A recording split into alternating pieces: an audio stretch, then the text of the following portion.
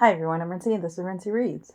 Today I am going to be talking about my Nonfiction November TBR. So I don't generally do TBR videos because I am really bad at sticking with a TBR, but I love Nonfiction November. And so I love thinking about what books that I'm going to pick up for Nonfiction November. I personally really enjoy nonfiction, but I am really bad at picking up nonfiction books throughout the year.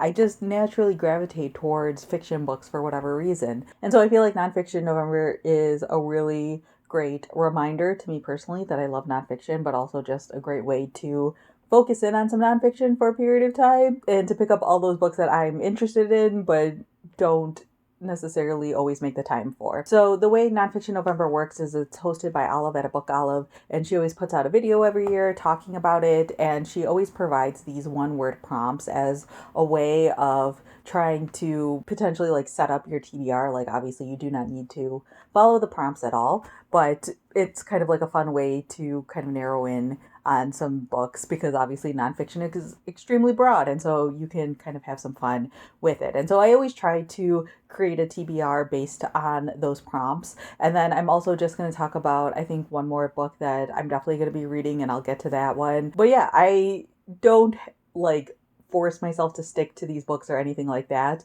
But, I'm going to try to prioritize them over the course of November. So the first prompt is record. And for that, I'm going to be reading These Truths by Jill Lepore. The subtitle to this is A History of the United States. This is also the book that was picked for the Chunky Chapter Book Club. And so I'm very excited that everyone voted for this one. It was actually a very close race. I did like a nonfiction specific one for November. And so, yeah, this is one that I've been wanting to read for years, and I've had this sitting on my TBR for about a year now, so I'm very excited to have an excuse to prioritize it. So I will definitely be reading this one in the month of November. In this one, Jill Lepore is basically talking about the history of the United States, but taking sort of like a critical lens to some of the beliefs or traditions or stories of American history and trying to figure out some of the truth of that. And so this works well for record because in my head, she's sort of like setting the record straight to a certain degree. The next prompt is the word element. And for this one, I am going to try to read The Radium Girls. This is one that I can get as an audiobook through Hoopla, through my library. And so this is another one that I've been wanting to read for a while. So this is a history book that looks at these women who worked at these factories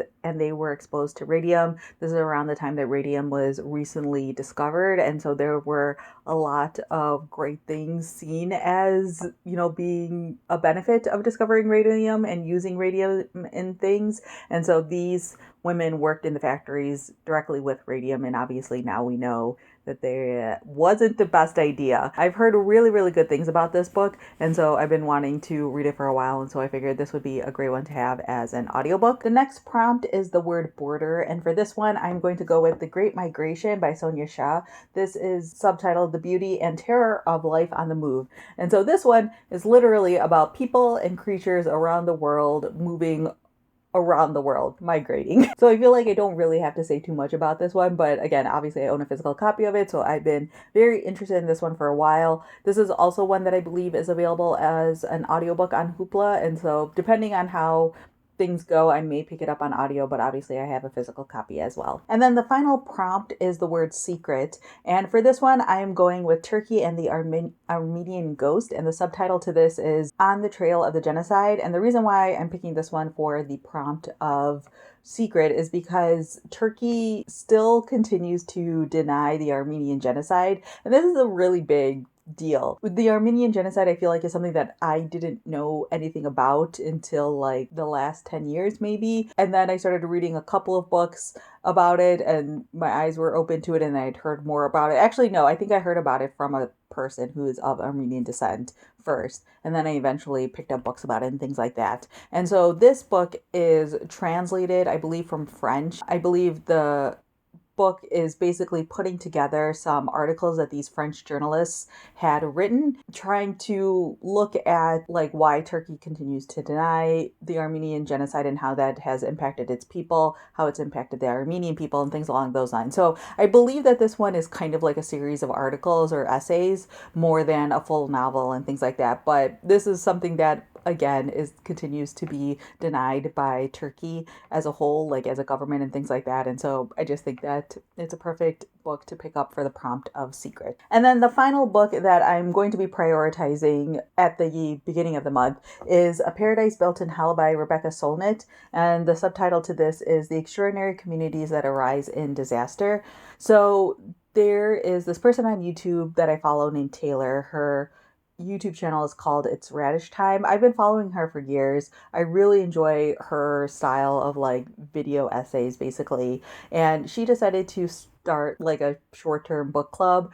She at least only has it planned out for I think like 4 or 5 months. Her goal with this book club was to read both fiction and nonfiction books that provide some hope for the world and for existing in this world and things like that. I am actually going to be hosting one of the monthly chats. I think I'm doing the one in January, and that's for a fiction book. But the one for November takes place the first weekend of November, and it's going to be with Nicole Sweeney, and they'll be talking about this book. So I decided, I'm going to try to pick up all of the books because all of the books that are picked out are ones that I have not read before. And so I thought it would be useful for me personally to just like be a part of the book club before hosting it. But also these are books that I'm genuinely interested in. So this one doesn't fit into any prompt perfectly, but I will be reading it. In fact, I'm recording this in the end of October, and I'm probably just going to start it soon because I'm almost done with my current book. But yes, the live show for this one is taking place the first Friday of November, so I just thought it'd be a good way to kick off Nonfiction November. So those are all of the books that I have picked out for Nonfiction November. Again, not going to like force myself to read anything. We'll see how like life treats me and how much reading I can actually get done. But I think being able to pick up at least 2 of these books on audio would be nice. And then I might sprinkle in some fiction here and there throughout the month just to give myself a little bit of a mental break if I need it. But all of these seem really different and things like that. And so we'll see at the end of November how they all turned out. So yeah, let me know down in the comments below if you've read any of the books that I talked about here today and what your thoughts were on them. Or if you are participating in Nonfiction November, feel free to leave a comment down below talking about what books you plan on picking up. I forgot to say this at the beginning, but basically, you can participate in Nonfiction November in whatever way works for you. Like you don't have to read solely nonfiction. You can pick up just like 1 or 2 nonfiction books in a month and be participating in Nonfiction November. It's not like a super strict readathon or anything like that. It's just a way to encourage people to pick up more nonfiction. So highly recommend it. So yeah, that's all I have for now. Thanks for watching.